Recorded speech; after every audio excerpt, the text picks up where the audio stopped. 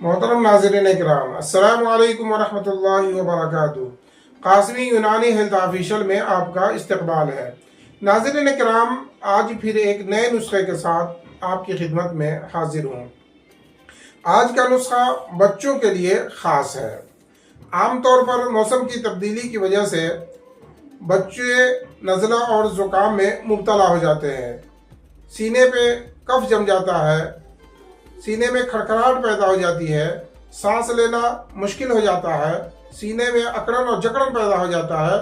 उसके लिए एक छोटा सा नुस्खा सिर्फ 2 चीज़ों पर मुश्तमिल है। एक दाना इलायची कला यानी बड़ी इलायची का दाना निकाल लें, वो 10 ग्राम लें, उसका बारीक सफ़ूफ बना लें और 30 ग्राम खालिस शहद में उसे मिक्स कर लें। रात को सोते वक्त उसमें से थोड़ा सा लेकर के बच्चे के मुंह में चटा दे।